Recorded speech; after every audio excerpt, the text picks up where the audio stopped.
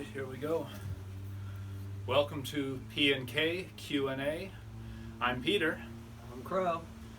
and when we get together we have some interesting conversations. So what happens is usually I ask Crow questions and he answers them and we go from there. So let's get started. I think the first topic we wanted to discuss was Western Christianity versus Eastern Christianity. Is that right? Yeah, we thought we'd start there and then move into judgment and current events. All right. Yeah, and why things are the way they are. But yeah, difference between Eastern and Western Christianity. This is actually something that I started looking into, but admittedly, I intuitively knew the difference between Eastern and Western Christianity, and I kind of instinctively gravitated towards Eastern Christianity. It just seemed to, it just seemed to make more sense. The main differences that you will find between the two is there is way less dogma in Eastern Christianity than there is in Western Christianity. And so basically, we're talking like Orthodox Russian, Orthodox Greece. There was another one you mentioned last week. Greek Orthodox, is that one or not? That is one. The only ones I know are Russian Orthodox. That's the big one. I think a lot of people have heard of. And I do not know if there was what it was I mentioned last time. But there's several that are called Orthodox, and that usually means they are from the Eastern Hemisphere. Yeah. And basically the big difference is that in the East, the preachers, ministers, whatever you want to call them, they got a different name for them. They don't teach you, or they don't teach you dogma.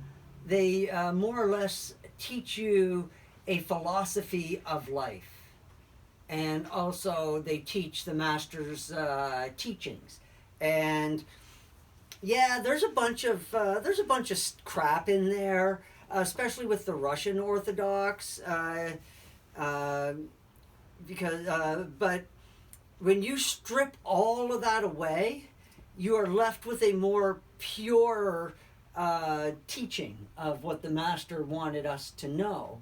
But so at its base, what it is that they give you the foundation, and you are expected to build a character upon that foundation. Okay. Yeah, and I think you put it best just before we came out here. It's like, just be a nice person. If it harms somebody else, don't do it. And, just basically that's what it comes down to. Everything else is basically philosophy about God and his son, but they don't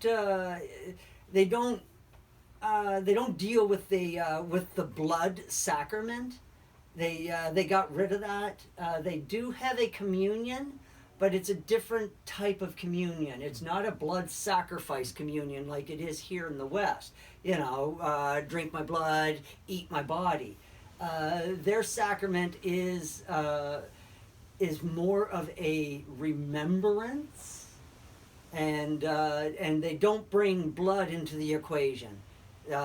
So to me, that's a big thing, because I've traveled. I've been places where a lot of people would not go, and I've been around Satanists, I've been around Luciferians, I've been around witches, and what I've learned is that, anything to do with blood sacrificing can be generally thrown right into the satanic camp. because everything in Satanism is all about blood. It's blood, it's blood, it's blood, it's blood. Just do a deep dive on spirit cooking. And what you'll find out is that they actually do have a ceremony in spirit cooking, which is very much like the Western Christian communion or the Catholic communion. And to me, that's enough. That's enough for me to just not want to be bothered with it. It's like, nope, nope, nope. I was always uncomfortable when they wanted to do communion in church when I was growing up. Quite frankly, the whole thought of it made me very, very ill. Yeah, no, I've never taken communion. I had that strange feeling about it, like it's not necessary. It's not. I mean, I know whenever I've been in services where it's been had, but I just go to the next one. Yeah, you opt out, and Decline. I opt out of it for a long, long time for various reasons. And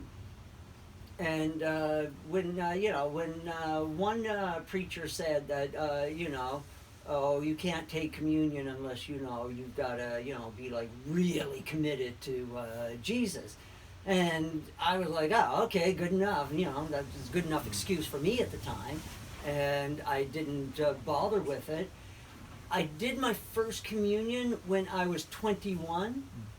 And quite frankly, it left a very sour taste in my stomach. I did not feel comfortable. I did not like it.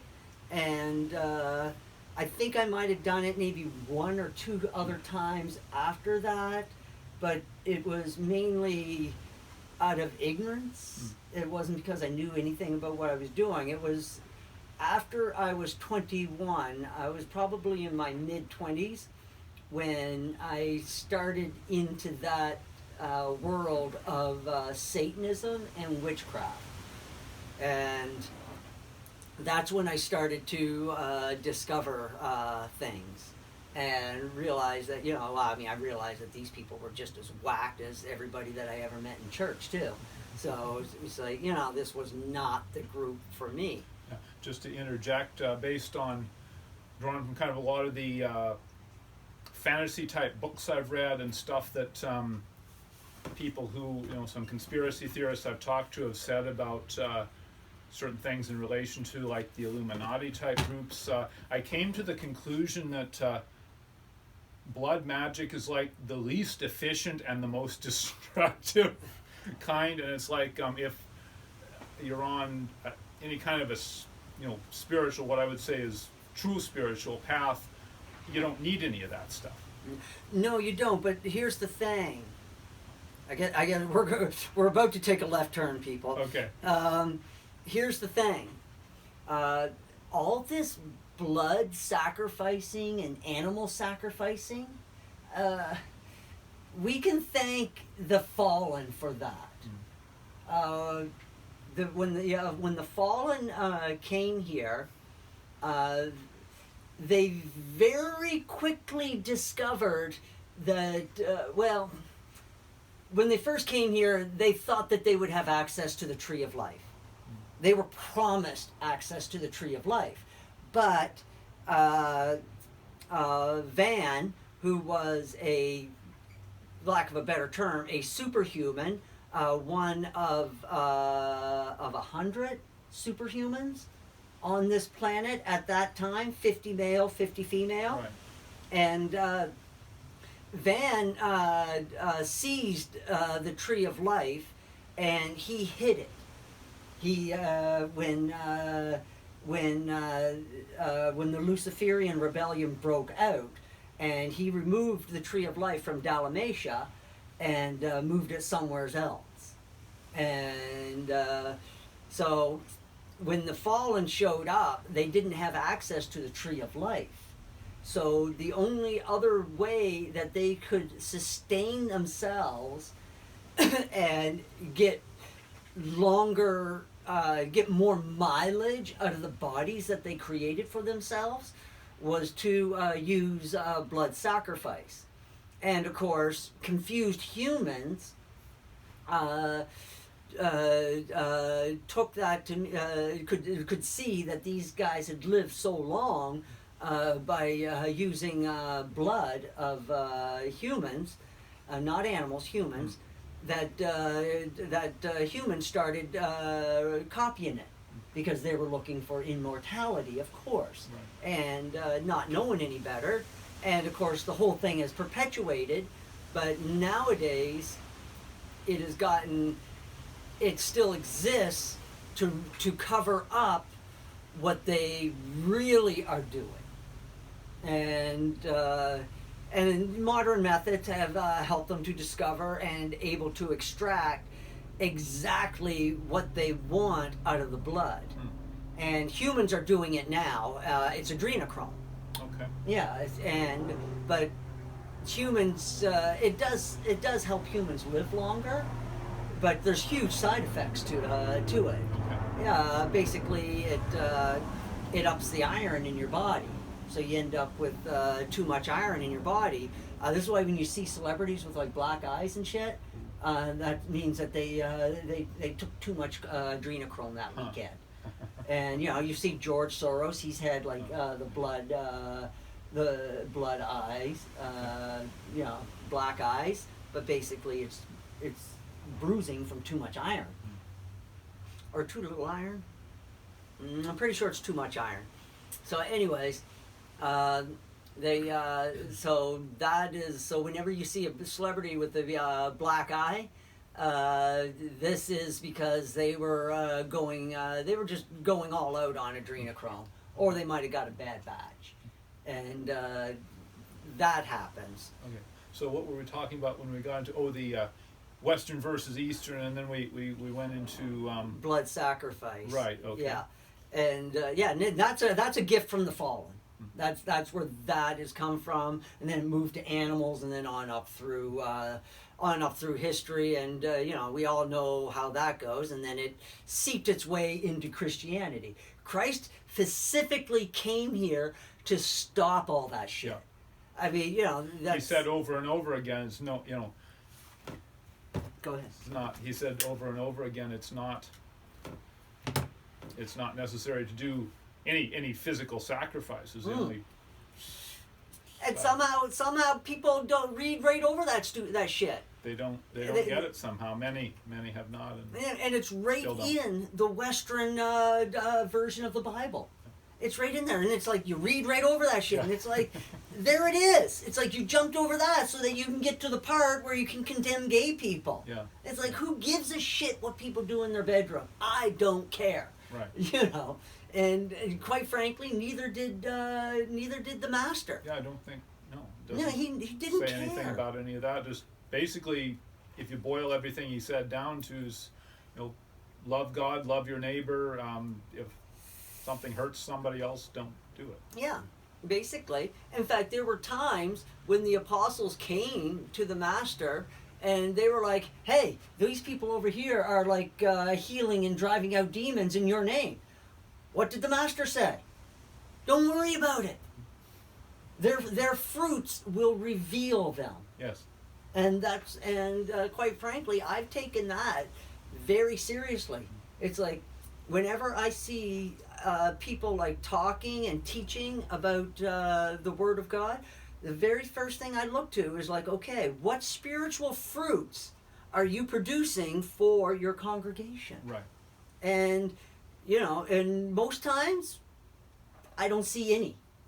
I mean, people aren't doing what they are supposed to be doing to help each other and to support each other.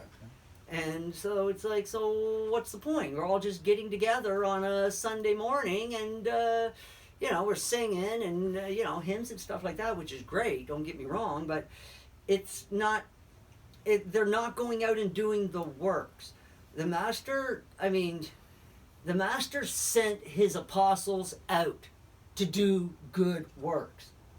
So much so that they were gone away for like weeks at a time to do this sort of work. And in the Eastern in the Eastern Christianity, they still take those things very seriously to go out and do the works. And the reason why Eastern Christianity hasn't been mucked with that much is because in the East, Christians were just trying to survive. They weren't. I mean, it was somewhat organized, but but when the schism happened about 1,000 years ago, the Eastern Christians always had a pure teaching, and then but then it came a point where actually the schism came when the Catholic or the Roman Catholic Church decided that the Pope was God's representative on earth. Okay. The Eastern Orthodox Church, they didn't like that. They were like, no, you can't be doing that. And of course, the West just ignored them and did it anyways. Yeah, so the Eastern, it never became the transnational theocracy that the Catholic Church had become. Yeah, and so they kept a more pure teaching. And well, I mean, but in a way, I mean, now we've come full circle. But in a way, you can thank God for the Catholic Church. As messed up as that might sound, we should thank God for the Catholic Church. But I also believe we've outgrown it. Yes. You know, we've outgrown it. We don't need it anymore. It served a purpose. Yes. But that purpose has passed. That purpose passed about maybe 50 years ago. Oh, yeah. Yeah. And so, but without the Catholic Church, Christianity would not have spread around the world as much as it has. Yes. I mean, it's a bit of a barbaric version of Christianity, but there's enough truth in the New Testament that if a person is truly seeking, they'll find. Yes. And of course, what I say about the Bible, the Western Bible, is that it contains enough truth to satiate the profane, but to confound the wise. And that's exactly what it was designed to do. Okay. Right, I mean, that is right from the King James very first translation. That is what it was actually designed to do. Interesting. Yeah, but it served its purpose. It spread Christianity around the world I mean, mind you, bit of a violent way, but meanwhile, in the Eastern Orthodox, they were not forcing people to be Christians. People were coming to them on their own. This is why it was slow to grow, and also was preserved, more or less preserved, in its original form, from the original's master's teaching. Like a lot of the stuff that you and I have read in the Urantia book, those same we can find those parallels in the Orthodox Christian version of the Bible, and like more stories, but the stories are not deified. They tell the story like Jesus was born a regular guy, but was a son of God, and and they basically tell the story that he was an extraordinary person, an extraordinary personality, and son of God. Does it have the virgin birth or not? No, virgin birth. No, the Urantia book says the human Jesus was created like every other baby before or since. Yeah, it's just just no different, and that makes perfect sense to me. Yes. The only ones that were created that were physically manifested on this planet were the material sons and the material daughters, and Melchizedek. And currently on the planet, a magisterial son is on this planet, has been since '91. We'll get into that later. Okay. So you mentioned also that you wanted to talk about something about the significance of prayer, or why prayer is important. Something about that. Prayer is very important.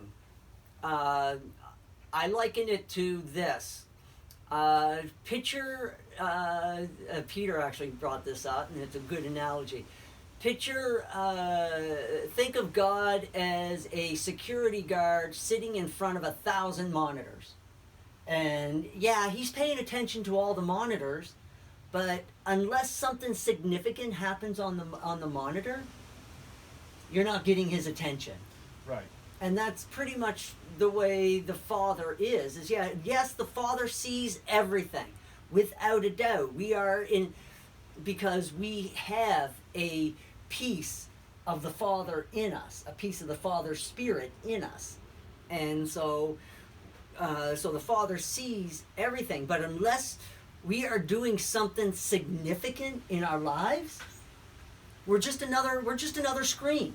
Yeah, you have to do something to get the Father's attention if you want, I don't want to say special treatment, but if you want, more significant interaction, or more, I don't know. I like that. No, I like that. More significant interaction. I like that phrase. The reason for prayer, it sends out this, how did I liken it in one of the discussions I had with a different group?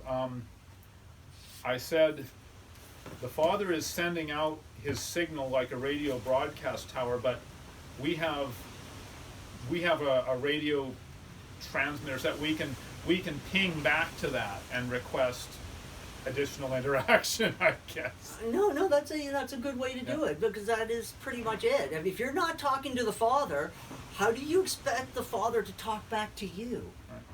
And the Father will always talk to you. Always, always, always, without a doubt.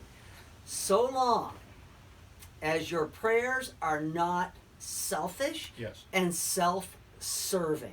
Because you got to remember, the Father has divested himself of everything that he could possibly divest himself. So basically, if somebody else, let's say the Eternal Son, can do the job, then the Father is going to let the Eternal Son do that job. He's delegated. He's the master of delegation. Master delegator, yes. God is the master delegator of the universe. He's doing the stuff he needs to do, but then he's got all these other entities that have their jobs. Exactly. And they will do other things. Yeah, the Father, basically, what the Father reserves for himself, and neither the Eternal Son nor the Eternal Daughter has any influence in this, and that is personality. The Father is the master of personalities. And the Father is the only one that can bestow personality on his children of time and space. Okay. Yeah, the Eternal Son cannot do this, neither can the Eternal Spirit / Eternal Daughter. They cannot do this. This is the Father's purview, and it is his and his alone. And and where does personality come from? Oh, I'm glad you asked. Personality comes from the thought adjuster, and the thought adjuster is It's a fragment of the universal Father, which is inside each and every mortal. one of us. Yeah, and that is where our personality comes from. How that personality comes to be depends on the route that the thought adjuster takes to a planet. Astronomy is a real thing to a certain extent. It cannot predict the future. Nothing can predict the future. You can make calculated guesses of the future based on what's going on in the present. I usually put it this way to people. It's like this.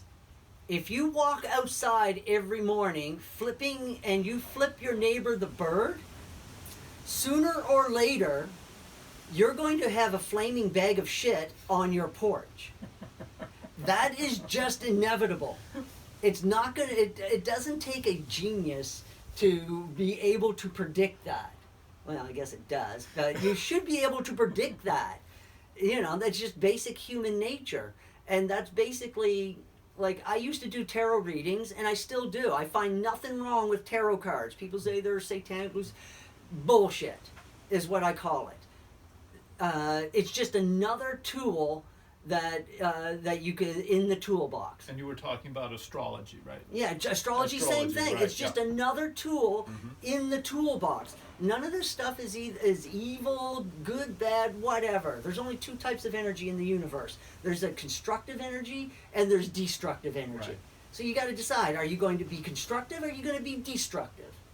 That's it. Yeah, one of my high school teachers was always saying, "Are you going to be, what do you say, if you're not part of the solution, you're part of the problem," kind of thing like that. Are you going to be part of the solution or not? Yeah, and that's basically what the energies of the universe operate off of.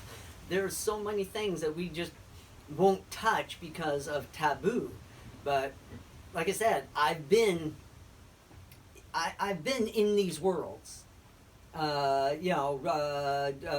Satanism, Luciferianism, and I learned a lot. And what I've learned is that it's all a matter of how you use the tools. Now, I use tarot cards, but I do not worship the tarot cards. Not for a second. My worship is reserved exclusively for the Eternal Father. Hell, even our Creator Son doesn't want our worship. Right. All worship is delegated to the Eternal Father. The Creator Son will, listen to our petitions. That's pretty much what the Creator Son does, and basically, it's like I guess the complaint box at work or the suggestion box, and It's feedback. It's feedback. Yes, it's feedback.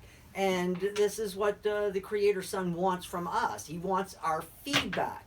Why do you think when Jesus was on earth, he spent more time listening to people than telling or teaching? Okay. He spent a lot of time just listening to people talk. He was looking for their feedback. He asked questions, a lot of questions, especially when in the early days between his, his 26th year and his 30th year. Yeah. He just spent time asking questions. But that, in the Urantia book, we get more insight into Jesus' personality in that 4-year period, because he was a tutor for a young Indian lad whose father was a merchant from India. And so while they were out and about interacting with public, he was always just asking questions, listening to what people were saying, and just basically being helpful. And needless to say, Jesus had a profound effect on that young Indian boy. So much so that Nathaniel actually made his way and eventually did find that young Indian boy. And that young Indian boy was instrumental in establishing Christianity in the East. And a lot of people don't know this, but go talk to a Sikh. They'll tell you the story if you get in with them and they are comfortable, because the Sikhs are a bit of a closed-off community, and but I was able to get in there, and and I've talked with them, and they've told me things that they would not normally tell outsiders, and that was one of the things that I was told, that they didn't call him Nathaniel, by the way. I forget the name because to me it was unpronounceable with my English tongue, but but there was a different name that they had for Nathaniel, but it was Nathaniel. because when I listened to the story and what they had to say, a voice in my head was, they're talking about Nathaniel. And I was like, oh, he did make it that far. Because Nathaniel bailed early on. Because this is where the differences come in between East and West again. Peter wanted to exalt the man. You know, this is why we have the virgin birth and, you know, the blood sacrifice. And Peter wanted to do that. And so that is how Peter taught. Nathaniel wanted to exalt the message. And that was the first schism in the church. And so Nathaniel first joined the Greeks, because the Greeks wanted to exalt the message, not the man. Right. It talks about the religion of the message, the religion of Jesus versus the religion about Jesus, which the Western thing became a little bit more than. Yeah, and so Nathaniel ended up heading east, and he eventually ended up in the Far East. He didn't make it to China. He actually made it to Western India, basically. And he didn't penetrate deep into India.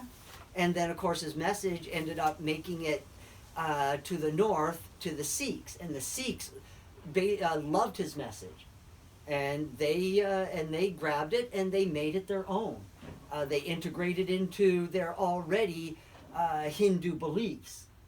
But they are very, very far from Hinduism now. Mm-hmm. Then and of course and then you're going to be like, oh, but Sikhism has only been around for 500 years. Yeah, that's what you're told in your Western universities. The Sikhs will tell you a very different tale. A very, very different. If you look at them and you're like, oh yeah, but it's only been around for 500 years, they'll agree with you. The Sikhs they'll agree with whatever you say, because they are not going to get into their religion with you, unless you're someone like me. And I just was able to get them to open up. But yeah, they won't tell you nothing. And it's based on, and when you really look at what the Sikhs believe, you can tell Nathaniel was there, because in part of the Sikhs tradition, they have no problem defending themselves. And that was one of the contentions that Nathaniel had, was this turn the other cheek thing. Right. Nathaniel didn't quite agree with that. I mean, he agreed that you should take reasonable steps to protect yourself. And of course, the Sikhs, they took it to a whole new level. I mean, they've trained from generation to generation to fight, and they are good fighters. Hell, I met this one little old lady. My God, she must have been about 100 years old, and it was in a Sikh temple, and she was wearing a knife. And I'll tell you, the way that woman moved and the way that she stood, I just looked at her and I had zero doubt that she knew how to use that knife. Why else was she wearing it? And because she just whenever she moved and stopped, she planted her feet like a warrior would on a battlefield. And correct me if I'm wrong, if I make sure that I understand correctly about that, they will defend themselves and people who are maybe can't defend themselves, but they don't do any aggressive type of, right. It's defense of the self and then defense of others who are being right. Yeah, of right. the weak. Gee, guess where that comes from? Again, Nathaniel. These were things that were that were important to Nathaniel, and he went and when he went to the east and taught, these were the things that he taught. I mean, it would have been great if Peter wasn't so stubborn and had worked with Nathaniel on this, but Peter just he couldn't, and made for various reasons. A lot of it had to do with his Jewish upbringing. Yeah, it's interesting how much Jesus was able to do with what he had to work with, for lack of a better term. And it gives in the Urantia book kind of the background of the people of the time, and they were kind of maybe the top people who would have understood, the apostles who would have understood what Jesus was talking about. And even then, they got a lot of stuff wrong. Yeah. But they did okay, I guess, as far as that went. Well, they were constantly trying to integrate what Jesus was teaching them into Jewish religion. Right. That was their greatest hurdle in challenge in preaching the good news of the gospel. And Paul, like when he came along, like he really he cinched the whole thing, because when Paul came along, Paul was such a zealot for Christianity that he basically solidified all the Jewish traditions into Christianity that were reasonable for the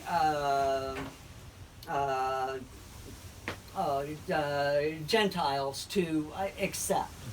And so that is where this is why we have this mishmash between Jewish philosophy and what Jesus taught.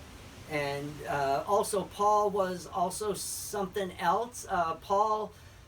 Another belief that Paul held on to, and this is where it got seeped into Christianity too, is women being lesser than men. Right. Paul was not a big proponent of equal rights for women. And Peter was not very strong on that point either. And so it ended up creeping in, so that, especially like in the Pentecost religion, it's like women have their place, as they say. And, you're not a true Pentecost if your wife goes to work outside the home. And, and then you got the long hair and skirts, and I used to laugh at that stuff growing up too. I just thought it was all quite ridiculous. And so this is where, this is why I prefer the Eastern philosophy more than the Western one. It's just a purer version of it. Seems to be, yeah. Yeah. And, go and read. Go get a English translation of the Russian Orthodox Bible or the Greek Orthodox Bible. I'll tell you, you're gonna have a hell of a time finding one. By the way, they do not get translated into English. Kind of makes you wonder, doesn't it? I mean, holy smokes! And this is why everybody only knows in the English or in the Western world, the only Bible that we know is the King James Bible. And I'll tell you right now, King James was no saint. And and at the time that the Western Bible was translated into English, there was a lot of political unrest that King James was dealing with at that time. In fact, his main motivation for translating the Bible was to try to quell a lot of that unrest. And so, and I know people tell the story, oh, but they were so diligent in their translation. I'm sorry, they weren't. They just weren't.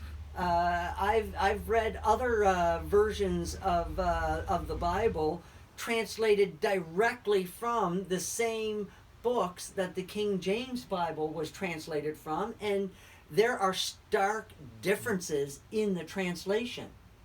And differences enough that it would confuse people. And some of them were just minor differences, and some of them were very, very pronounced differences. Mhm. So, yeah. You get the impression that I have no use for the Western Christian Bible. Zero use for it. Sorry, people, but I really don't have any use for it. I've watched it. I've watched that Bible not destroy people's lives, but hinder their spiritual growth. It can, yes. And that to me is like, that just broke my heart, because it's like, it's not necessary. It's totally unnecessary, but yet there it is. Okay. So let's see. I had something that a couple of things from. I was listening to one of the papers of the Urantia book on the way in, and then I've listened to other ones before.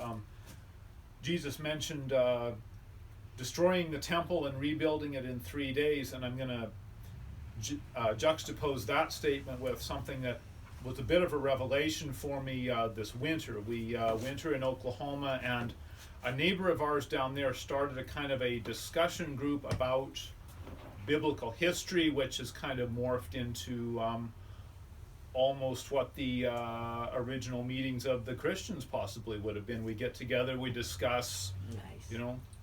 Nice. maybe what Christianity ought to be. Somebody shows a video, etc., etc. And at the very first of those meetings that I went to, somebody was talking about destroying the temple and rebuilding and then the temple, the next temple will not be of this world. So there were two temples, the first one and then the temple at Jerusalem at the time of Jesus, the big one, which was later destroyed. And I was thinking, what if this third temple is the inner temple? Inside us. It's not going to be a physical thing, maybe, And not as we would understand it, at least. that would make sense, because when it came to complex subjects, Jesus did tend to resort to metaphor and parable, because it was the only way to get these apostles to think and to get it through their thick skulls that we're not trying to rebuild a new version of Judaism. We are destroying Judaism and rebuilding it anew. And that is a lot of what Jesus meant too. Is it's the destruction of the old to make way for the new. And as for the 3-day thing, who knows what that metaphor could have been. I have a thing I was going to talk about with that. When a significant event in a person's life happens, they start a new job or they have something extremely negative, or they make a big change, it can often take, I'll take the starting the new job thing, after about the 3rd day in that, you kind of start to know what's going on, maybe, or if you're if you work through some kind of big change in your life of any kind, sometimes there's see how you are after about 3 days from that beginning. It kind of is, you're starting to maybe put yourself back together again. And you know what? That is actually that was actually my rule of thumb when I ran a construction company in New Brunswick. That my rule of thumb was basically, if you don't have this stuff figured out in 3 days, I'm probably not going to want you on my job site. And here's another interesting thing. After sitting around all winter unemployed and then starting construction in the spring, I always gave myself 3 days to work back into it, to get the muscle memory back, stretch the muscles, and get the lung capacity back so I'm not out of breath. And quite frankly, it used to only take 3 days. First day was a little bit lazy. We're getting things done. Second day, go a little bit harder. Third day, we would test everything and go quite a bit harder than the second day. And then usually by the 4th day, boom, we were back into the rhythm, and we are just like, just go, go, you know, throwing up trusses, putting the wallboard on, just boom, boom, boom. I see it every harvest at our place. The time when we have it, we really got it down, is the last day of harvest. Then like the first couple of days, when they say 3 days of the next harvest, we didn't have a freaking clue. Takes to kind of get back into. It's so true. We used to get the same thing in construction. Like we would build in a subdivision where basically they were like cookie cutter houses. By the time we got to the third house, we were experts. We were just slapping it up. Like the first house might have took 2 weeks, to get the roof up, and then the next house might take a little bit less time. But it was that third house. We were able to get that done in like less than 10 days, just like boom, boom, boom, because our bodies were broken in and we had the pattern down. We knew which wall to start on. And there was no mucking about. And you tar papered the roofs in those days, right? Still do. Still do? Yeah, I see. Now some guys don't. They it's not tar paper. It's whatever it is, but different type of stuff. I've seen, and let's see, was it the asphalt shingles? Unless I'm very much mistaken, I have seen roofing crews, even in the last couple of years, throwing those things down on bare. What you call it? This stuff. Yeah, chipboard. Yeah. No, there's no. You're supposed to put something else down. Yeah, we used to put a plastic cloth tarp type stuff. Mm-hmm. Yeah, I've seen it. Yeah, and I was told that it was for ice, to help with ice, to help prevent icing. Yeah. And I was like, oh, okay. And you learn quite a bit just being on a construction site about what materials do and why we do it that way. Yeah, there's so many different things that go into the building of a house. Yeah, it's not just a matter of throwing up 4 walls and calling it a day. It's an art. It is an art, and I'll tell you, I worked with a professional one season, and I'll tell you, I learned how you build a real house from this guy. The materials that you should be using, how to frame the walls, how to frame the trusses, everything. He even taught me how to use one of those framing squares. Yep. Yeah, I didn't have a clue what all those numbers on a framing square were until he showed me. And I was like, oh, that is so neat. Yep. Yeah, so just, you don't know what you don't know until you know. When we put the addition on our house in Oklahoma, we had a contractor do the basement below ground part, and then Dad worked construction in New England for many years, and he and I built all the wooden framing and the walls and stuff.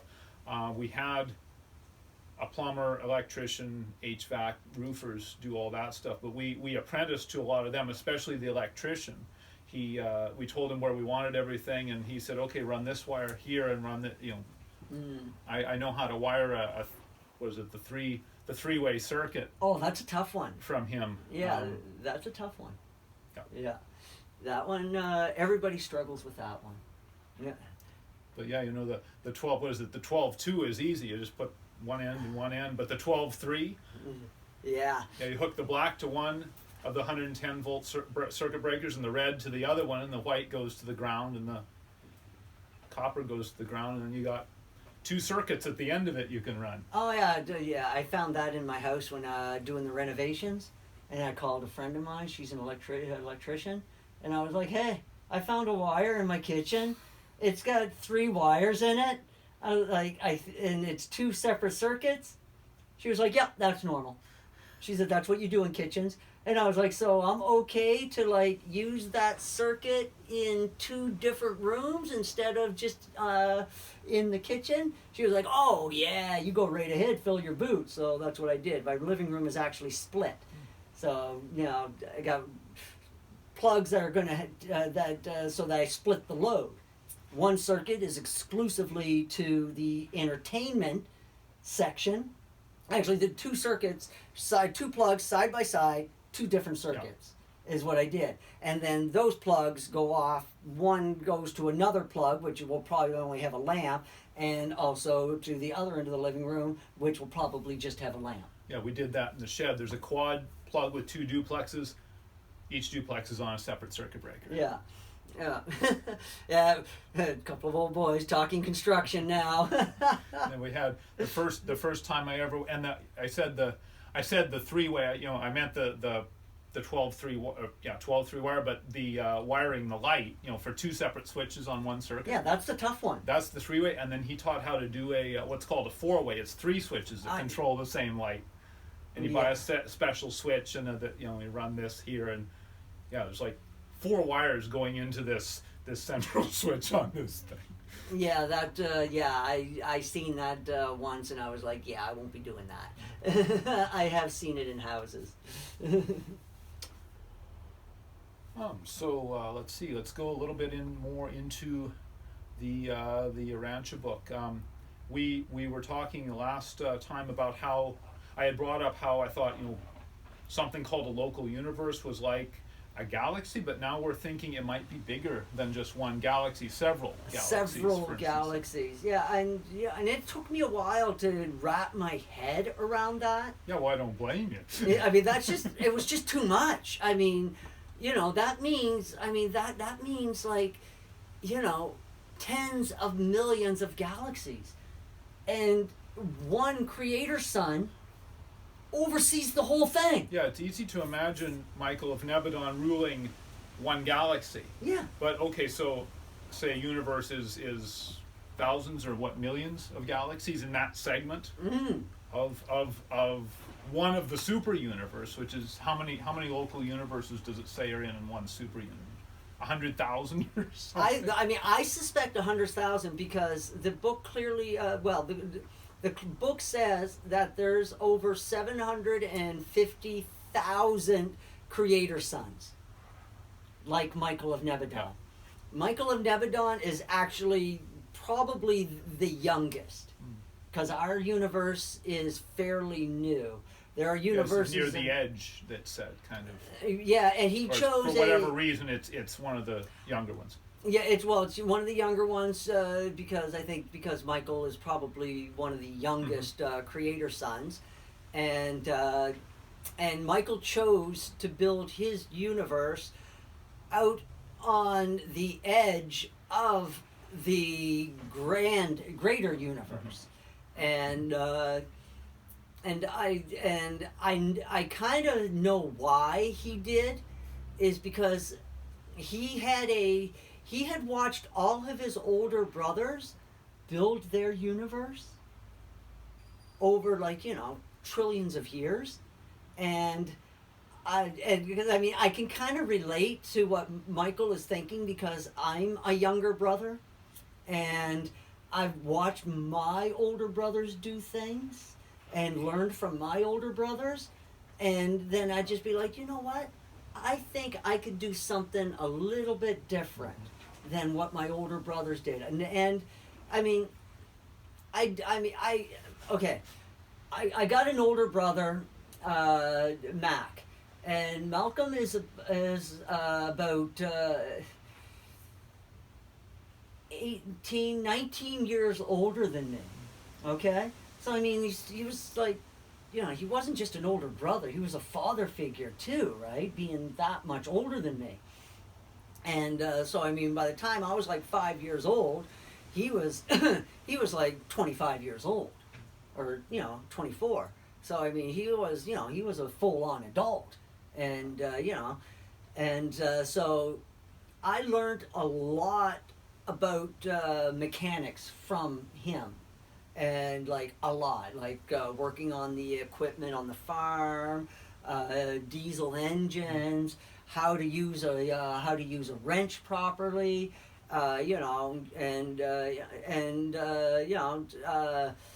learned from. I remember when I was just a kid asking him, it's like, why are you using that big long bar to take off that bolt? And he was like, because when I'm way out here, it gives me my leverage.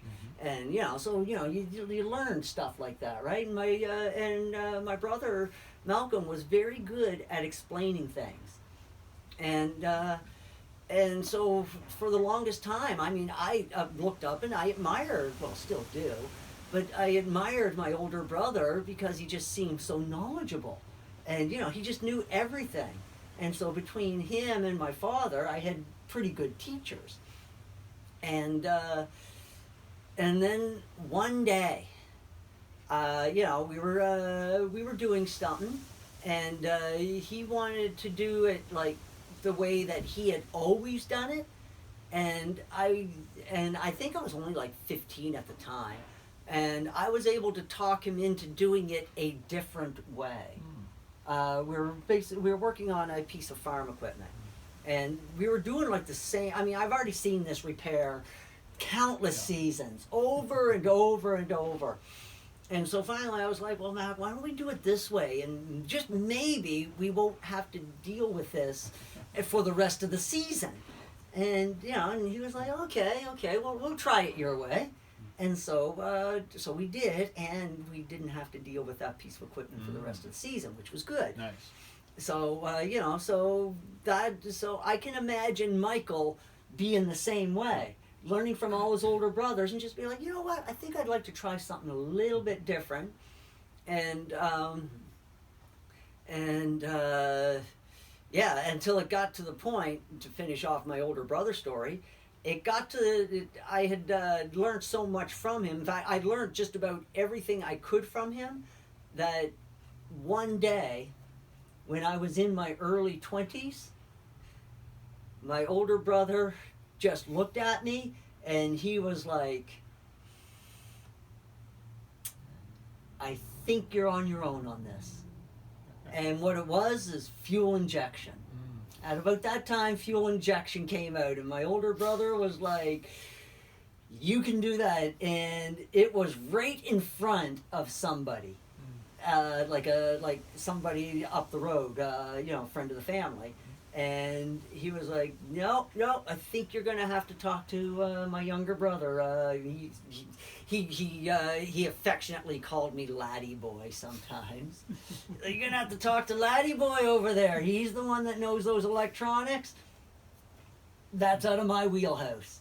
And that was the very first time I heard my older brother say that, I knew something that he didn't. And that was when I realized that, hey, I might be becoming a man. Yay, me. But yeah, that's, and the things, and I think some of the things that Michael has done different than his older brothers. One, I think that he allowed rebellion to run its course, probably more so than his older brothers would have. I think that his older brothers would have taken more decisive action, and this was probably one of the reasons why Michael chose to build his universe out pretty much on the edge of nowhere, because he had planned a risky universe. And if there was going to be failure, being a good younger brother, and again, I can relate, he would not have wanted his failure to interfere with his brothers. Was he doing something that none of his peers had done before, maybe? I think he was doing something Really? very, very different than what his brothers had done. And so that's why he chose to come out onto the edge of nowhere to do this. And of course, he did it with the full backing of the father, because I don't think any other creator's son would have ever incarnated on a planet that where harm was all but inevitable. Yeah. I mean, really. I mean, when you look at the state of Urantia at that time, I mean, you didn't have to be a rocket scientist to realize that these people are probably going to hurt you. They turn on you at the drop of a hat. Exactly. And that's what we see in this story, yeah. Yeah, and I think that, and I'm pretty sure Michael expected it. Totally expected it. I think the only surprise was the amount of violence. I don't think that he anticipated, well, I mean, of course he anticipated it, but I think that the probability was so low that it did take him a little bit by surprise. I mean, we're talking a creator son. He anticipated every angle that was going to happen. But I think the probability of it being as violent as it was probably very low. But then, I mean, when you read the story of his last days on planet Earth, I mean, even while I was reading it, I was like, holy shit, that escalated quickly, didn't it? I mean, it did. It escalated very fast. I mean, as soon as they got Judas's cooperation, whoop! Yeah. Oh yeah, They were primed. Yeah. As soon that was the last link in the chain of that happening. Yeah, I think that it would have been less violent if Judas hadn't of betrayed Jesus. I think it would have been a lot less violent, but his betrayal, you're right, they were primed, and his betrayal gave them license. Yeah. So I'm going to jump in with a kind of a question that I've had, and a lot of the, I interact with a lot of atheist groups on Facebook, and the atheists ask this question: why would Jesus have allowed this to happen, or why, if he was perfect, why do you let people kill him or whatever? But my specific question in this case is, did he know that Judas was likely to betray him, or did he even know that Judas might betray him? Jesus knew the potential was there. The potential was there from the very moment that he met Judas. That's what I wondered. Yes. Yes, I mean, it's like anybody else that you meet, except Jesus was just a little bit more intuitive about these things, about understand. He understood men. The possibility was there. The probability was in flux until it actually took place. Exactly, and that's pretty much the way time and space works. Mm-hmm. There's always potential for everything, but it takes our conscious decision to solidify it, and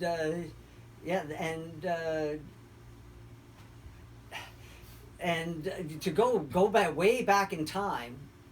I don't know if I think I told you this, but I might not have told the audience that I had a vision of the conversation that the Father and the Creator Son had prior to his thousands of years before his incarnation, and because I asked the question of the Father.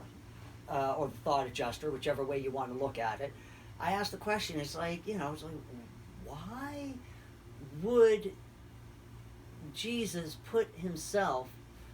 why would Michael put himself in that position when it really wasn't necessary? I mean, he dealt with rebellion on other planets and dealt with it successfully without putting himself in danger. It's like, why this time?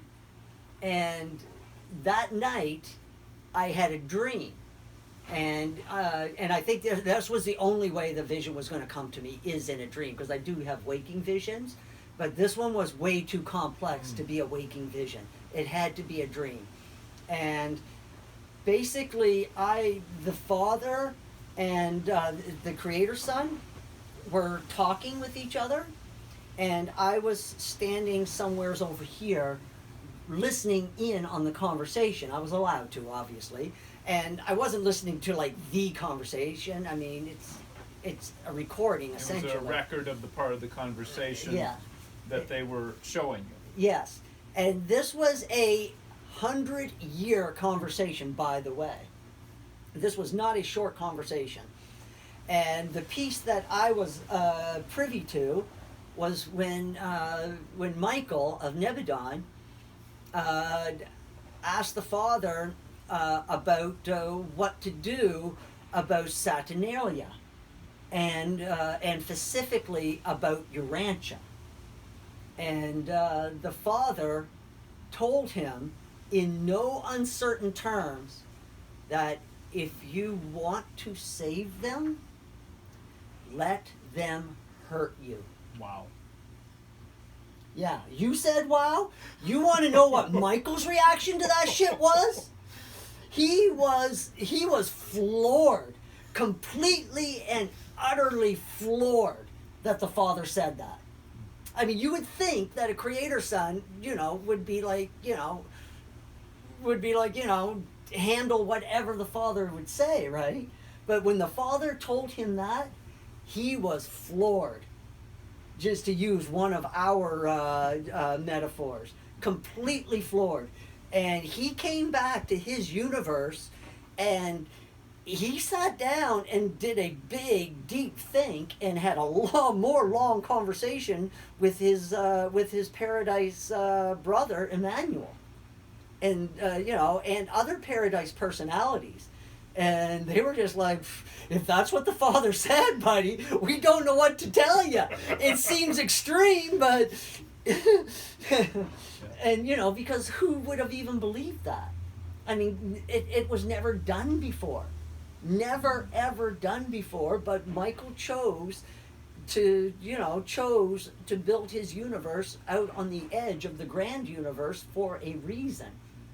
And shortly after that, that's when it was announced that Urantia was going to be the planet of his dispensation, when Adam and Eve had their default.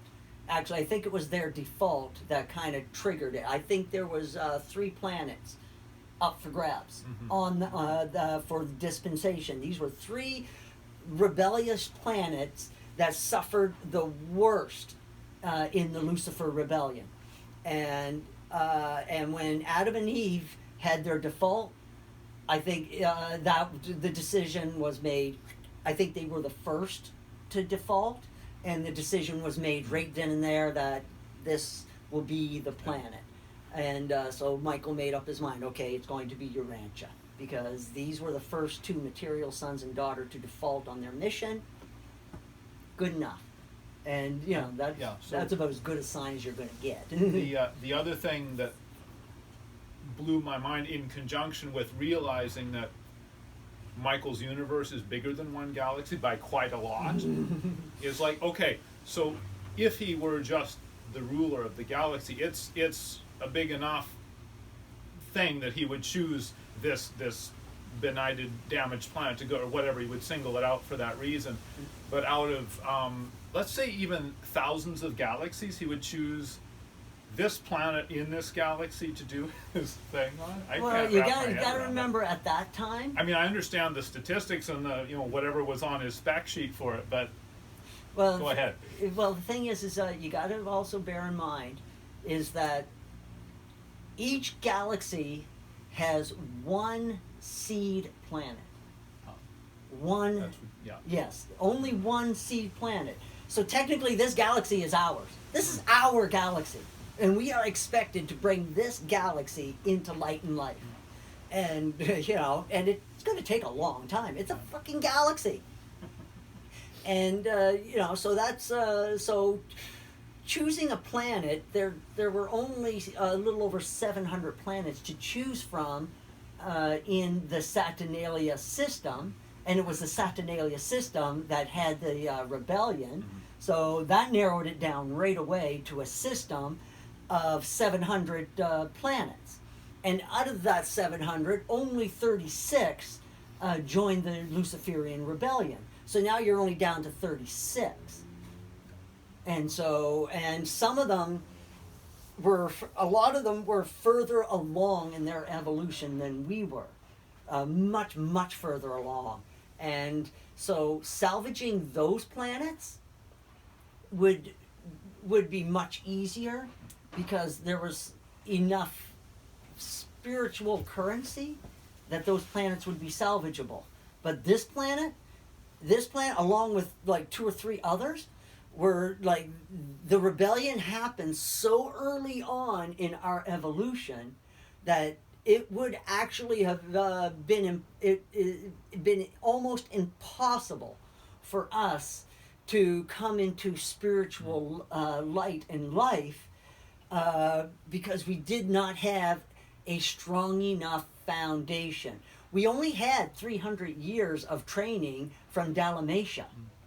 And they hadn't even gotten to, they were just getting to fire and working with metal. Like really, Yeah. that's they were just getting to that. So Michael chose the toughest job to prove he could. Well, of Prove he course, could do it. Yeah, so he always, even when you look at all of his dispensations, he always chose the toughest, the toughest assignments. And Yeah. that should be a lesson to all of us. You know, our Creator didn't take an easy road. Then why are we looking to always take an easy road? I mean, choose the more challenging path. It's more rewarding in the end. Right. And it's just way more rewarding. There's more self-satisfaction, and there's nothing wrong with righteous satisfaction. Satisfaction derived from one's honest and just honest effort. There's nothing wrong with being proud of your accomplishments if those accomplishments were done with integrity. Yeah, legitimate. It's legitimate pride. That's fine. There's nothing wrong with that. I mean, that was the other thing I always had with the Western Church. It's like, oh, pride's bad. Seriously?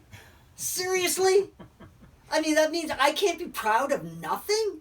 Screw that. Yeah. I mean, I went through the early part of my life not being allowed to be proud of my accomplishments. And that to me is just bullshit. I'll tell you, once I got away from that stupid thinking and started being proud of my accomplishments, things really started to turn around in my life. Because I was like, and I got an attitude. It's like, fuck you. I'm the guy that did his job. I don't know who the hell the other guy is, So, and I'm proud of that. I'm proud that I am the guy that is the first to jump up and get the job done. And there's nothing wrong with that. I mean, I went through university. I did, I studied computer programming, computer languages. You're goddamn right I am proud of graduating from that course with 95%. You're damn right I am. And I don't mind telling people. And you know what and people are like, well, gee, that's awfully arrogant. No, it tells you that you can do better, is what it tells you. If a guy like me can do it, nobody has an excuse in the world. Zero excuse. I did engineering. I am proud of that. And I tell people, yeah, I'm proud of that. I graduated from engineering, 90%.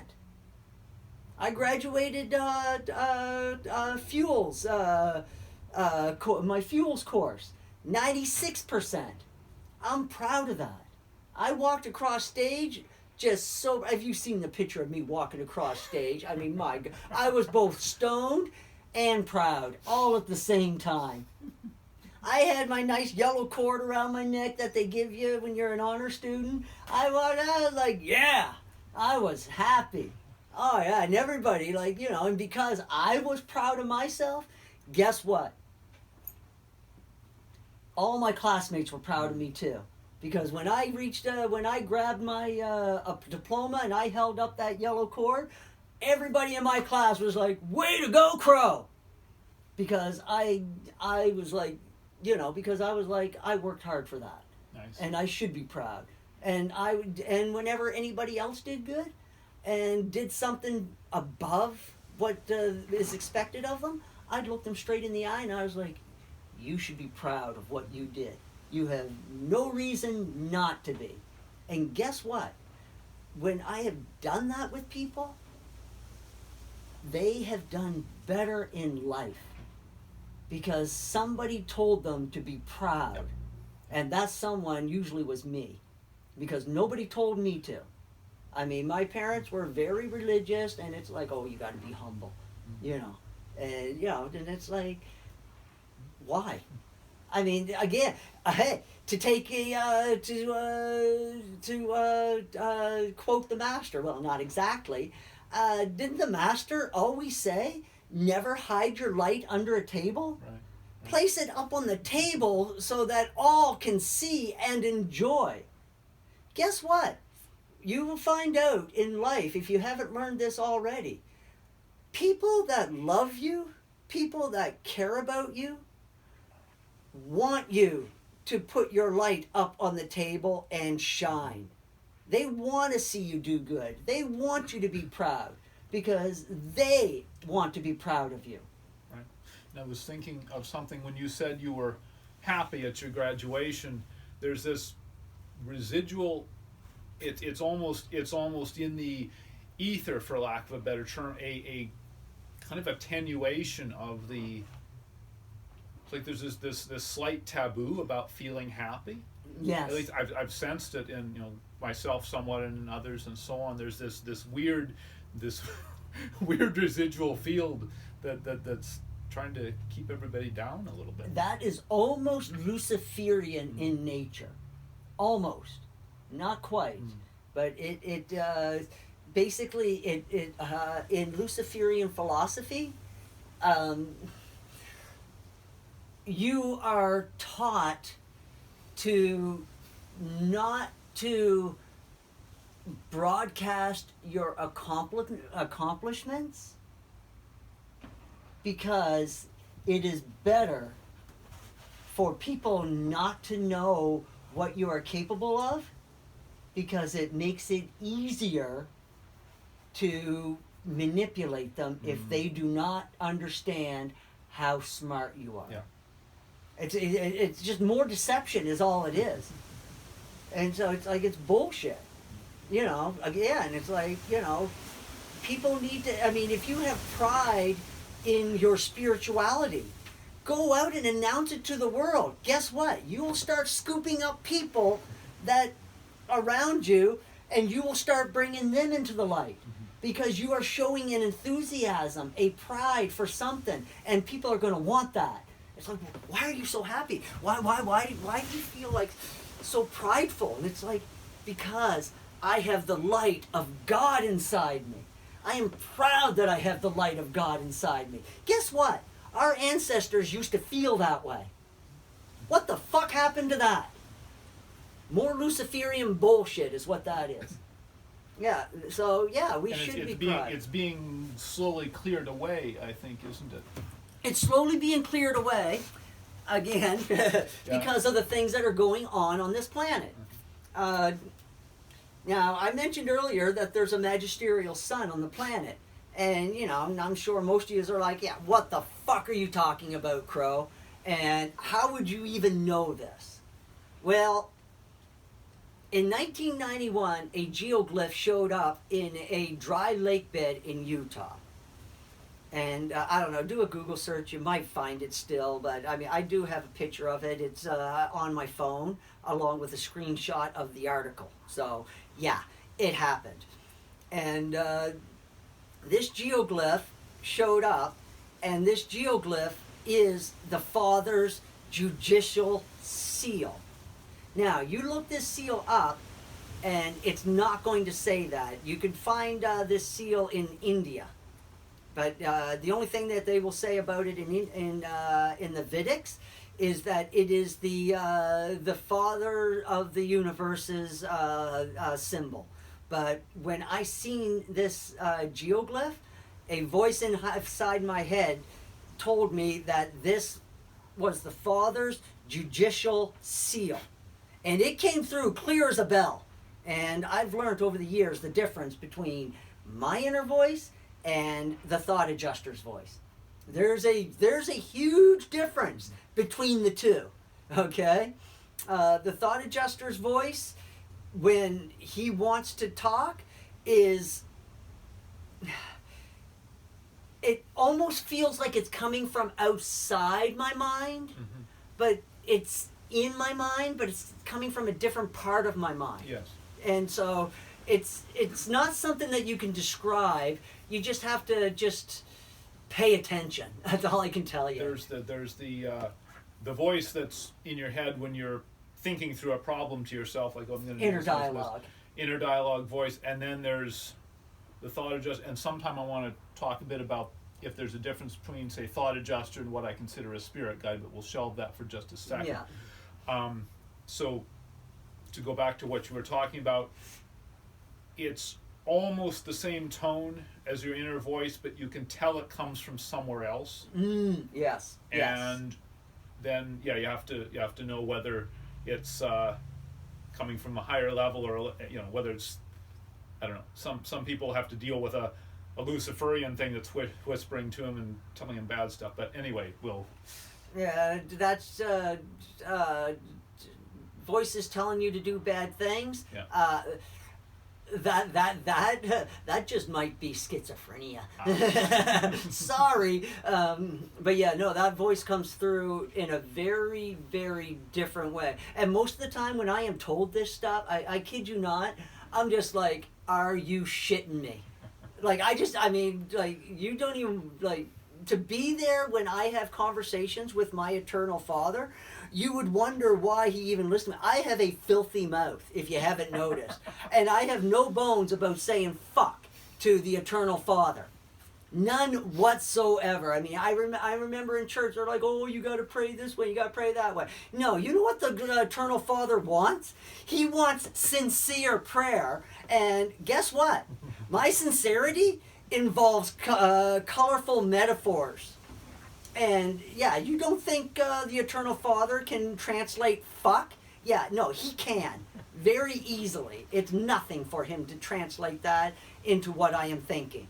And so yeah, and there are plenty of times that I just sit there and I don't even believe half the shit that gets told to me, and I just shake my head and I'm just like, wow. But then later on, I will come across a piece of information. And when I'm reading the information, that voice comes back and says, "See, told you so." Yeah. And I'm just like, okay. and to go back to what you said, about your language, the vibe I'm getting is that the Father, it hears the words, but it hears the intention more. Yes. It wouldn't care what you said as long as Yeah. It senses your inquiry and it can respond to that. Yeah, I mean, it's more indignant for you to pray to the eternal Father in a holier than thou art tone than to pray the way that I do with my everyday language. That if you were on a job site with me, you would just be like, oh my God. I mean, I know sometimes my boss does. He's like, what the hell did you just say? But the Father wants sincerity, not what do you call it? What do you call it? Well, there's a word for it. False piety. False piety, false propriety, false, piety. False anything. Yeah. It doesn't want false anything. Yeah, so I mean, think about what Jesus used to think of the Sadducees and the Pharisees when they would pray in church. He used to bitch about them all the time. Oh, they sit in church, they say these complicated prayers, and they do this and do that. Who the hell's listening to that shit? And they mean none of it. Yeah, and they mean none of it. They're just doing it for show. Mm-hmm. It's just show, so that everybody can see how pious they are, which is a big crock of bullshit. I guess that's probably why the Father ends up listening to me more, and we have better conversations, because I am frank like that. I think he appreciates it. I know I appreciate it when somebody is frank. Yes, I do too. Yeah, it just saves me the hassle of trying to figure out what the fuck they really mean. Oh, I'm going to take a slight side trip based on that thing you said about the Sadducees and so on.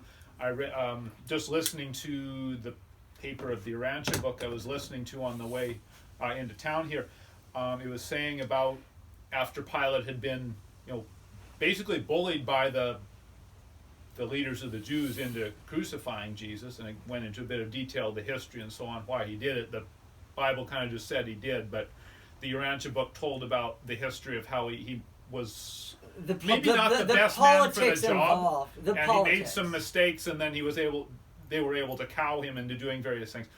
But he really got the Sanhedrin when he wrote the label that goes over the head of the crucifixion victim.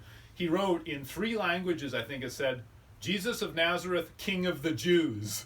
Did that ever set them off? Yeah, and they wanted him to change it. He said no. No.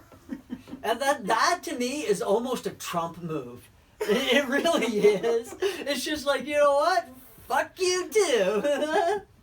But yeah, no, go ahead though. Okay, so we were on sincerity of prayer. We were on sincerity of prayer, but how did we get into sincerity of prayer?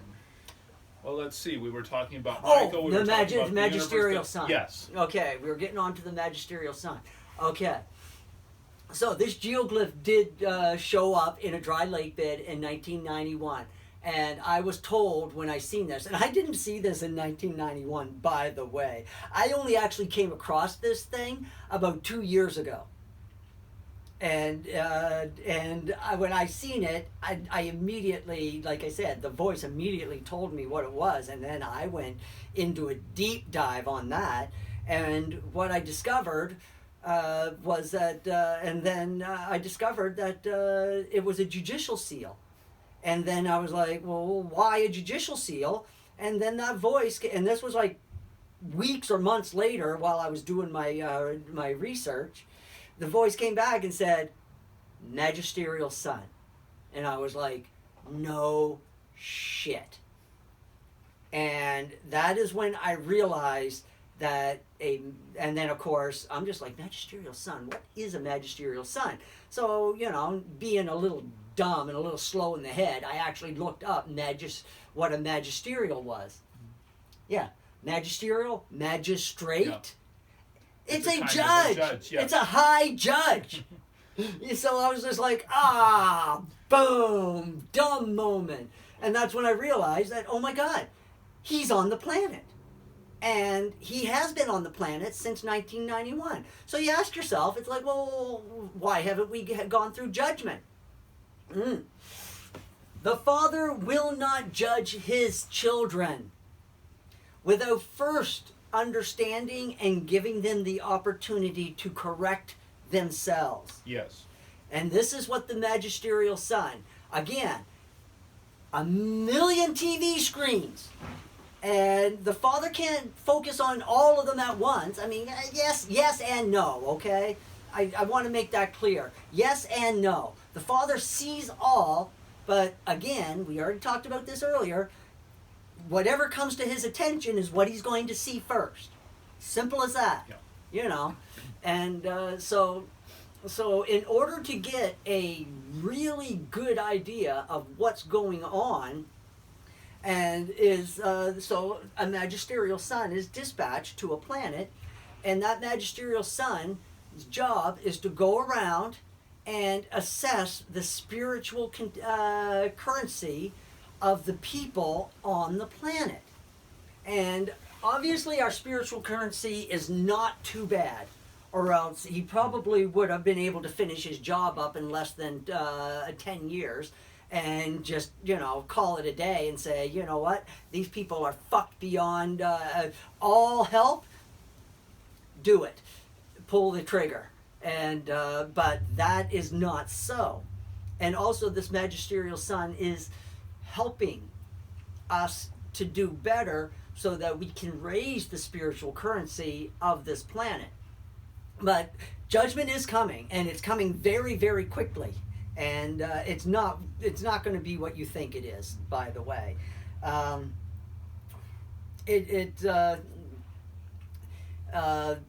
There won't be no big rapture or anything like that. The surviving souls, the sleeping survivors, they'll all be scooped up, gone. And starting with the ones, the most recent, to the ones further in the past. Now, the reason why the most recent are revived first is so that they can help their ancestors. Right, right. So, say, And If you're going to I- recognize your family members. yeah, if a group from it's about a 500,000 year, 2,000 years. 2,000 years. Okay, so So you got 2,000 got- years of history. yeah, you got biblical time people on one end, and you got us on the other end. So we're all gonna wake up in a world that is at least as advanced as this one is now, and probably far more so. Yeah, far more so. So we're going to be able to recognize certain things, and then we would assist in helping the others figure out what's going on. We are far more qualified in recognizing technology than our ancestors would be. Yeah. And our ancestors would tend to, while our ancestors would tend to worship a car or a truck, because it's very different. It makes lots of noise, and and goes very, very fast. And to our ancestors, that's just like, it's either going to be a demon or a god.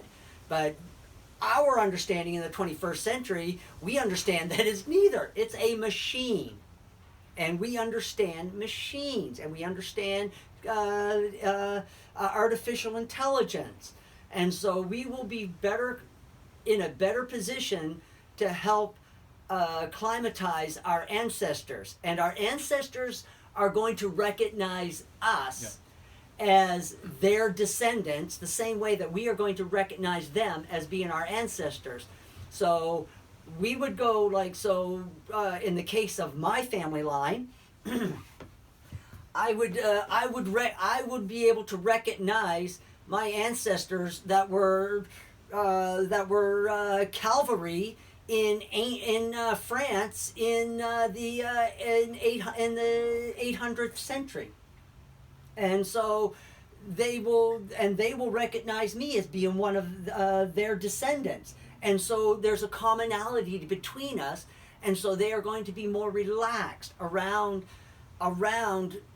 for lack of a better word, their own kind, and so we will be able to help them come up through and just be like, no, don't worship that's a machine. Yeah. Trust me on this. It's like, I'll tell you how it works later, but just trust me on this. No, you want to pay attention over here to these teachings that these people are teaching on. This is the part you want to pay attention to. It's basically, it'd be like just taking, we become the big brothers, essentially, to our forefathers. And so that's why the last is first, and the first and the first are last. This is absolutely necessary. And so, there won't be no big rap. There will be a lot of deaths. There will be a lot of people committing suicide, or they're just going to have a complete mental breakdown. These will be the things that will happen, and all you got to look around and just look at Trump derangement syndrome, and you begin to understand how this could happen. Yeah, all those screaming SJWs. That'll give you a good idea of what he's talking about. Yeah, and I would never have believed this. I could never have fathomed how this was all going to take place, but it's only recently started to come into view. Yeah. I watched the video Evergreen State College about have you seen that? I think I have. It's that type of thing.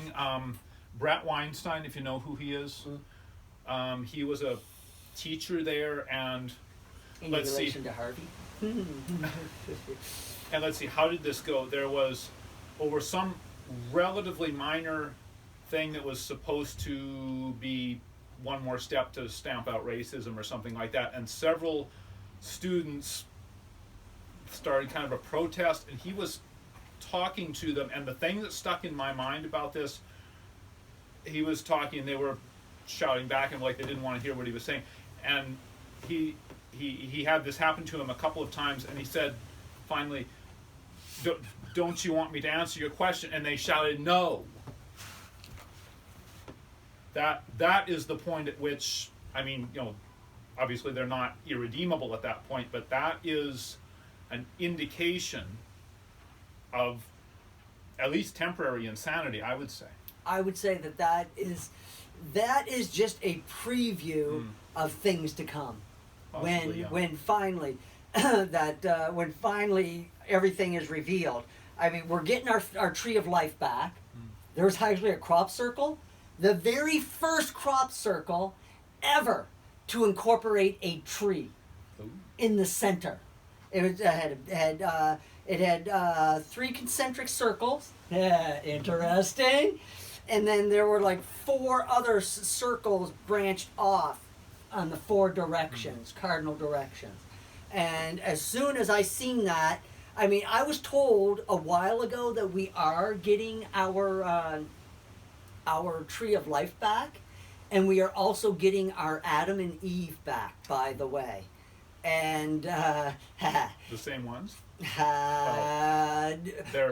have the same job, so yeah. they have the same job. It is a. It'll- I suspect it is the same ones. I suspect that that Adam and Eve want to have a chance to redeem themselves. Yeah. And quick side trip, when I heard the thing about the planetary council, or they're on the planetary council, or were at the time when Adam of the and Eve. 24, whatever it was that were on the, Adam and Eve. they Yeah. were on it with some other people, and so With other people from different planets in Saturnalia. Yeah. Most of them are from Urantia. Mhm. And so I suspect that they are going to be given, and yes, they are already on the planet, by the way. And I'm not going to tell you who they are, but I do know, well, at least I suspect who they are, but I ain't going to say it out loud because, yeah, all of you would lose your fucking mind immediately. So Adam and Eve are on the planet. Also, the Son of Man is also on the planet right now too. Yeah, you all thought he was coming in the clouds. Yeah, no, that was just bullshit made up. And he never said that for a second. He just said he was coming back. And I'll tell you right now, he's not following the same rules that he did when he first came here. When he first came here, he had a mission. He had a mission to accomplish. His mission was to do the will of his eternal Father.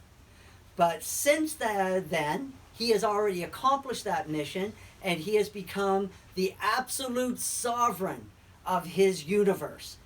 And basically means that he can do whatever the fuck he wants. he won't pull any punches. There are no punches being pulled. And if you stop watching mainstream media and start looking at alternative news channels, you would see that plain as day. The punches are not being pulled. This too was told to me, and I didn't even believe. In fact, I'm still reconciling it in my head, but I was told this. And oh, by the way, he didn't incarnate as a man this time. If experience is the currency of the universe, what do you think? He's already incarnated as a man. Guess which gender would be the best gender to incarnate on this planet today? Yeah, the female gender. You can get a lot more done as a female than you can as a male in our Western society, when you really sit down and think about it. And yeah, she's doing things, and she is protected. And they did try to get her, but it was too late. When they tried to get her, they created so much stress on her when they were trying to kill her and try to capture. Well, actually, they wanted to capture her first because they basically wanted her blood. There's actually TV shows out there that come very close to her story, by the way. Torchwood comes to mind, and Ingress comes to mind immediately. And they come very close to telling her story. And but what happened is, when they stressed her, just like when Jesus was baptized, all her memories came back, and she remembered who she is. And boy, that situation didn't last very long, because once she remembered that she's the sovereign ruler of the universe, it was a snap of the finger, and those people were helpless in front of her. And that has scared the shit out of them so badly that they have been stifled in their efforts ever since. And this all took place back in 2010, by the way, when she woke up to herself. She was about 20 in her early 20s, Okay. maybe 21, 22 years old, and they have been scared shitless Yeah, I have ever a since. kind of a theory as to some of the things we've been seeing and why. How do I want to put this? We are witnessing the crumbling of the Illuminati, Oh. basically. Yes. And this is what we are seeing on regular media and on even alternative media is just the tip of the iceberg. Yes. Only and It's the corollary. We're not even seeing. We're like seeing its shadow or some kind of reflection. We're not seeing the direct thing. We're seeing what's caused by the crumbling of the Illuminati itself. yes, and you got to remember that these people have been in power for 1,000 years, and they have put safeguards in place so that if their organization were to crumble, the whole world would crumble. And the magisterial sun has also played a huge role in preparing us. It was the magisterial sun that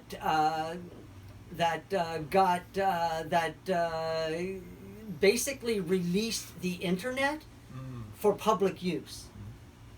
And so that happened. Internet was not that popular until about the mid 90s. Yeah.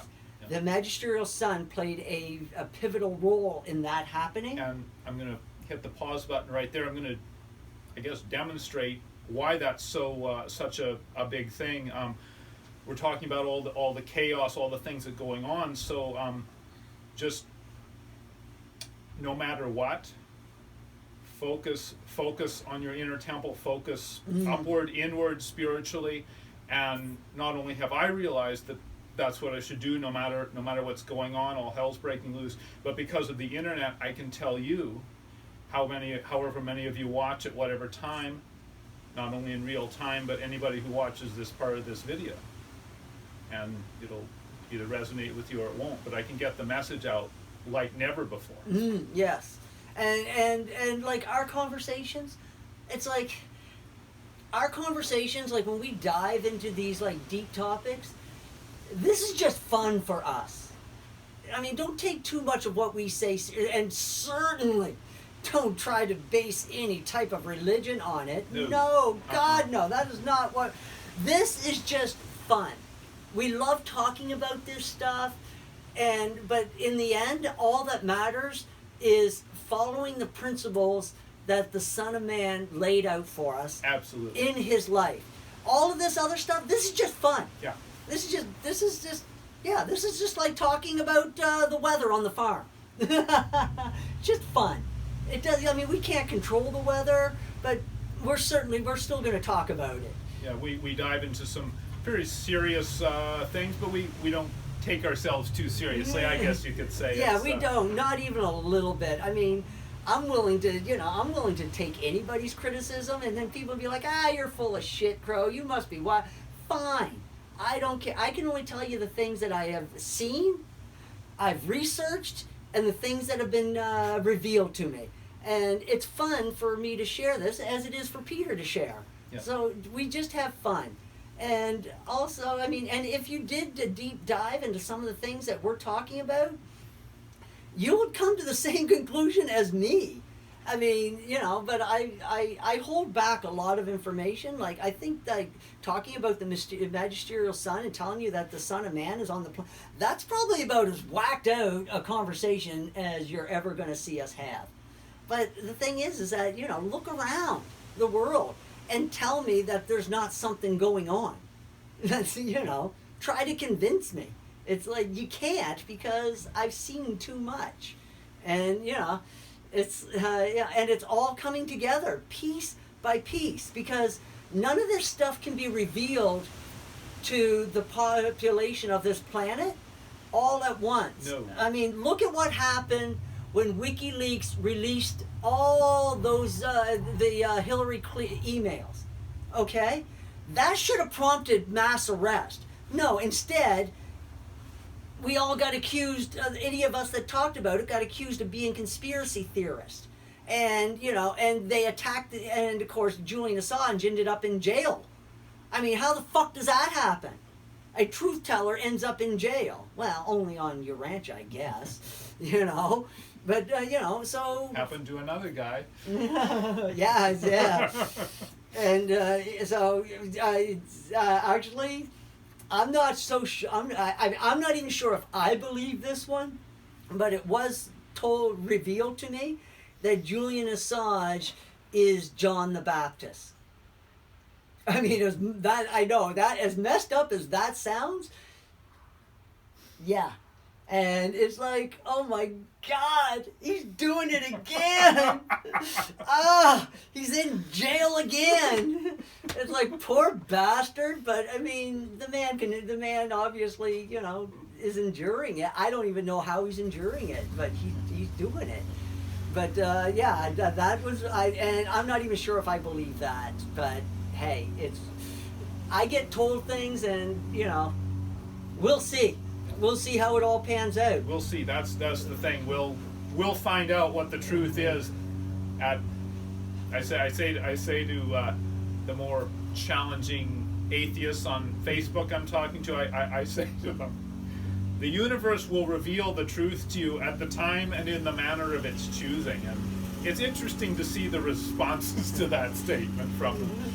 And yeah, and they don't believe it, because and here's the thing.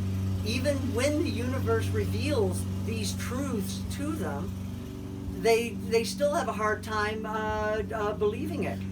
Yeah, because of where they are in their own development. Yeah. I know, it's been the case for me. I get told, or I get fed a truth or something, and I'm like, maybe I know a little of it, or I understand a little of it, and then sometimes weeks, months, or years later, I'm like, oh, that's what that was about. Yeah, and that's how. And also, this is why this is how I know the Son of Man is on the planet, because the plan to save humanity, it's very specific in how it's being executed. Okay, for one thing, okay, okay, I follow Q.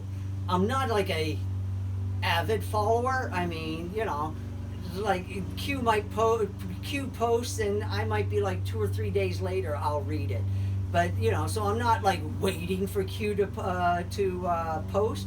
But I've read the Q post, and all I can say is that whatever personality is behind that operation, for one, it's a maternal personality, because they're teaching us. It's a strong spiritual personality, and also it's a teacher, whoever they are, and okay, and also it's what the plan focuses on that blows my mind. And I sat down, I thought long and hard on this. Okay, I asked myself this very simple question. Okay. I'm the master of the universe, but human free will is absolute. Cannot be interfered with. Okay, but I've got to save this planet. How am I going to do it? I would have to come up with a way to do it that gets everybody on board, so that everybody is agreeing. And if they don't agree, well, they're just going to look like an asshole. Well, the plan, the Q plan, has been and always has been about saving the children. And when you really sit down and think about that, that should blow your fucking mind. Because nobody else has done this. No politician has done this, has tried to save the children. Because it's almost impossible without divine intervention. You're dealing with an evil that is so deep and so corrupt and so old that to even like think about attacking it, because Kennedy did, and he got a bullet in the head for that, for his trouble. And so you just can't go up against these people unless you have divine help. And that is what's been going on. Children are being saved. Go to the Q board. Go to qmap.pub. There's a section right there that tells you how many child traffickers and pedophiles have been arrested. How many children have been saved to date. It's in the tens and thousands. I kid you not. Go look for yourself. And the sealed indictments are off the fucking chart. Go look for yourself if you don't believe me. It's a very simple thing. qmap.pub. Wow, you'd have to be an extremely lazy person not to be able to type that short address. I mean, really. So go do it and get yourself woken up. Like really woken up, not the left kind of woke. We're talking like spiritual awakening. Right. And look at everything with spiritual eyes. And maybe you'll see the same thing I see. Maybe you'll see something different. Maybe you'll see nothing. But hey, you know what? Lucifer was the smartest of his kind, and look at what that guy believed. I mean, really. I mean, it just blows my mind that that he could dismiss the Eternal Father just because it didn't quite fit with his world view. And and then the things that he said about the Thinilators, they're just overly awed by the universe. Yeah, I don't know about that, because those Thinilators, when they come back from paradise, they are on the same level as God, and they can pretty much do whatever they want, but they don't, because they are like God. This is why we are told to be like God. And when you are like God, you can have all the power in the universe, and guess what? You're not going to use it. And you're not going to even be tempted to use it, because you've already stood in front of the universal Father. And it's like, somebody could... I mean, Lucifer dared the Thinilators to prove the Father, and the Thinilators just kind of you know what? No, that's not how the Father works. You've got to figure this shit out on your own, because guess what? We were born in time and space, survived spiritually, and were ascended, and we traveled to paradise, and we put the work in. So if you want to do it, you want to find out about the Father, you do it the exact same way that they did it. You do it step by step and by experience, because the Father has no use for sycophants. None whatsoever.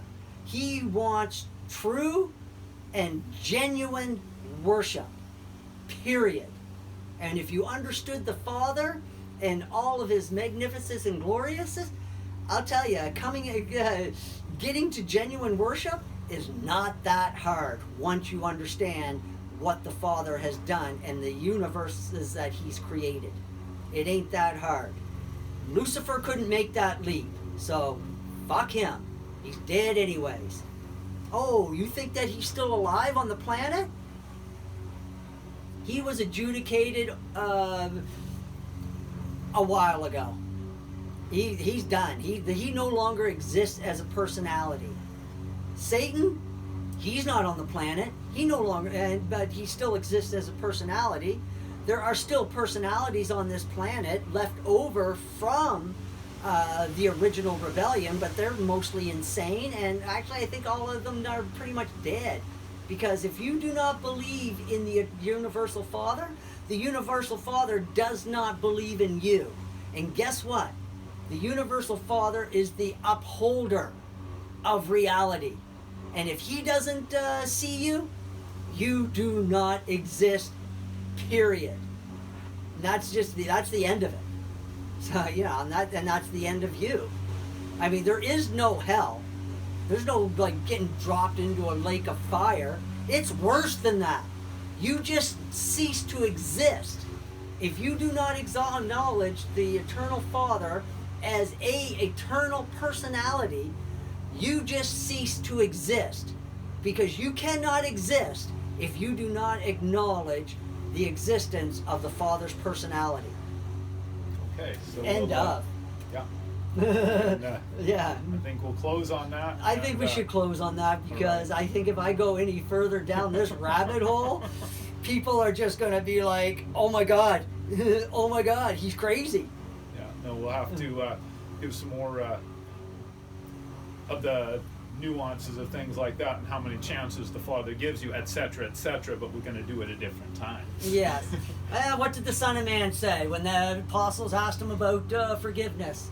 How many times should I forgive my brother? 70 times 7, and then 70 times more, or whatever it is. Yeah, and 70 times 7 more of that. Mm-hmm. It's like, it's just, you forgive until the person just gives up on themselves as well. Right. And that's pretty much what happened to Lucifer. He was extended every courtesy and every forgiveness, but when he just refused to acknowledge the eternal Father, that was the end of his existence. And that only happens if you stop checking your inner compass, your moral compass. If you check your moral compass from time to time, you'll be okay. Yeah. But I'll tell you this in passing. When the Son of Man left this planet 2,000 years ago, if you think for a second he didn't clean house before he left, think again. He wouldn't be a very good administrator of his universe if he didn't clean house on this little planet. All of those personalities were taken off planet at the time of Pentecost.